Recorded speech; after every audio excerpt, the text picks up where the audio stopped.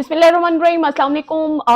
पाकिस्तान के अंदर top news आज की अगर हम बात करें तो वो इस वक्त इमरान खान साहब की बहनें हैं, वो अडयाला जेल के बाहर मौजूद हैं। अडयाला जेल के बाहर आज फैमिली का इमरान खान साहब से मुलाकात का दिन था, लेकिन आज की मुलाकात खसूसन इस हवाले से बहुत ज़्यादा अहमियत की हामिल है कि आज जो बैरिस्टर गौहर है उनका भी नाम दिया गया था मुलाकात के लिए, लेकिन बैरिस्टर गौहर साहब ने एक्सप्रेस न्यूज़ के मुताबिक मुलाकात से इनकार किया। लेकिन इसलिए इनकार किया कि उनका कहना यह था कि मैं अकेले मुलाकात नहीं करूंगा, मेरे साथ कोई ना कोई फैमिली मेंबर जो है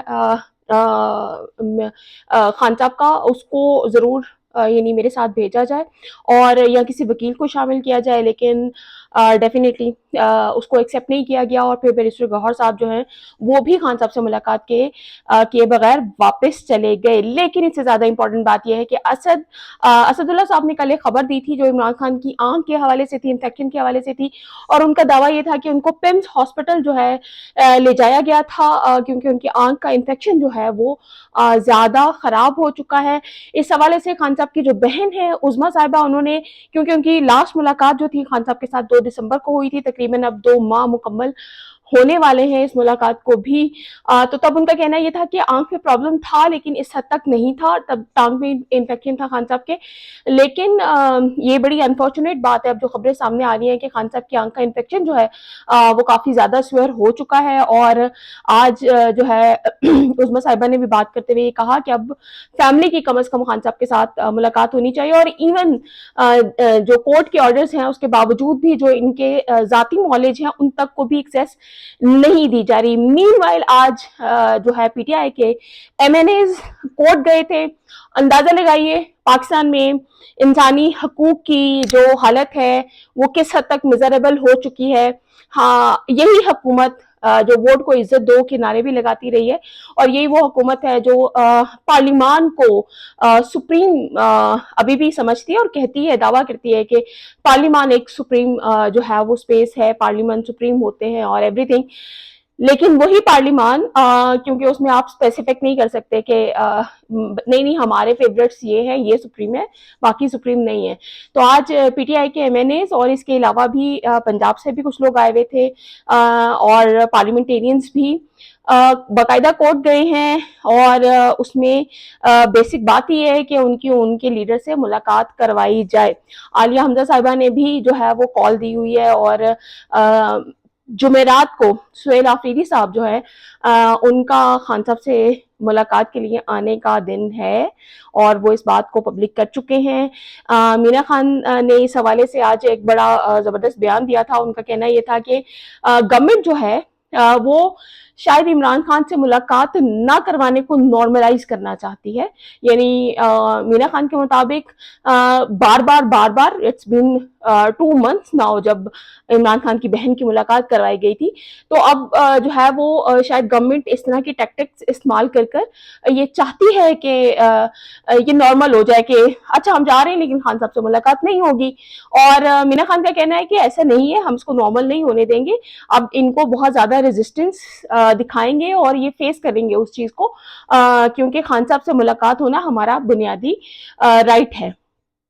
इस वक्त भी जेल के बाहर क्योंकि जो लोग कोर्ट गए थे आज पीटीआई के एमएनएज एमपीएस थे, पंजाब से भी आए हुए थे लोग, वो भी अडयाला पहुंचे। अडयाला के बाहर अच्छा खासा रश जो है वो मौजूद रहा। लेकिन इस वक्त जो है अलीमा खान साहिबा जो है उनका कहना यह है कि पुलिस अब हमें वापस भी, मुलाकात तो नहीं करवानी थी उन्होंने, लेकिन वापस भी नहीं जाने दे रही है, यानी हमारा रास्ता रोका जा रहा है।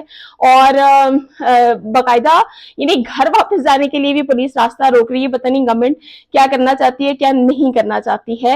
और बात वही आ जाती है कि चले जी एहतजाज होगा, एहतजाज करेंगे, धरना दे देंगे तो पुलिस आ जाएगी, वाटर कैनन का इस्तेमाल कर लेंगे, मतलब ये सब चीजें जो रिपीटेडली होती आ रही हैं। लेकिन अभी अलीमा खान साहिबा का कहना है कि ये है कि अब हम वापस घर जाना चाहते हैं तो पुलिस ने वहां पर भी हर्डल्स खड़ी कर दी है और हमें वापस भी नहीं जाने दिया जा रहा।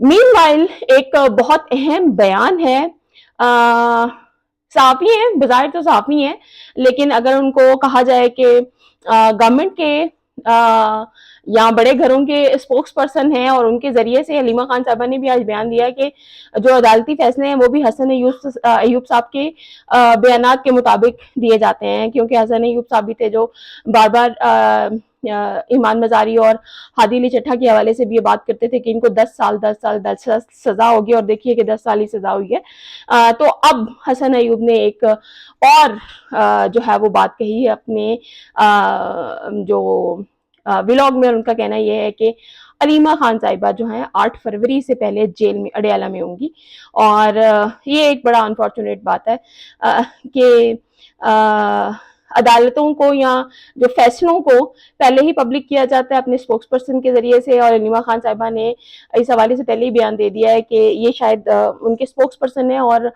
سزاؤں کا تعین شاید انہی کی ولاگس کے مطابق کیا جاتا ہے اور اس طرح سے ہوتا ہے۔ یہ خیر اس حوالے سے بڑی امپورٹنٹ پیش رفت تھی۔ آج پھر ملاقات نہیں ہونے دی گئی ہے خان صاحب کی آنکھ کے حوالے سے، جتنی بھی چیزیں اس وقت چل رہی ہیں، کیونکہ اب تو ان کی بہن نے بھی اس کو انڈورس کیا ہے۔ اسد اللہ صاحب نے ویسے بھی یہ کہا تھا کہ مجھے اس کو جو ہے وہ مزید ایک اور سورس سے ری چیک بھی کرنا ہے، لیکن ظاہر ہے وہ چیزیں اب پبلکلی تھوڑی زیادہ ہائپ جنریٹ کر رہی ہیں۔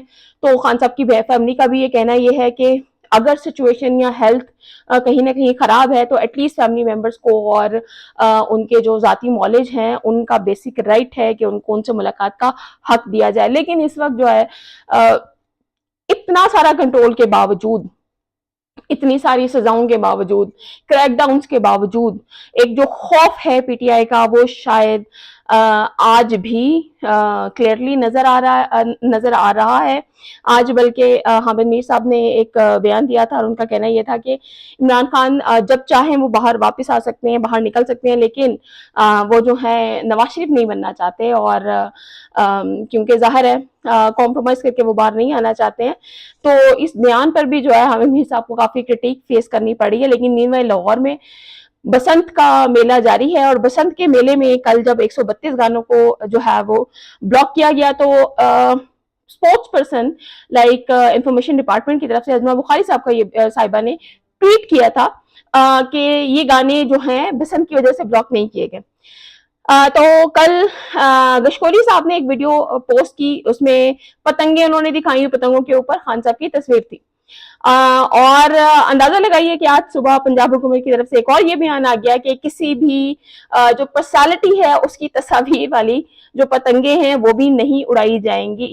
تو آئی ڈونٹ نو کس طرح سے گورنمنٹ اس کو جسٹیفائی کر رہی ہے۔ ایک بسنت بھی منانا چاہتے ہیں لیکن نقدہ کوکا بھی نہیں چلانا چاہتے، اور عمران خان کی تصویروں سے بھی خوف زدہ ہیں، لیکن بسنت منانی ہے پنجاب گورنمنٹ نے۔ تو لیٹس سی پنجاب میں بسنت کیا واقعی تہوار کے طور پر منائی جاتی ہیں، یا وہ بھی ایک پولیٹیکل جو ہے وہ بیٹھک بن جاتی ہے، اور پولیٹیکلی جو ہے وہ چیزوں کو اور نقدہ کوکا کو جو ہے وہ ہائپ ملتی ہے اسی بسنت کے اندر۔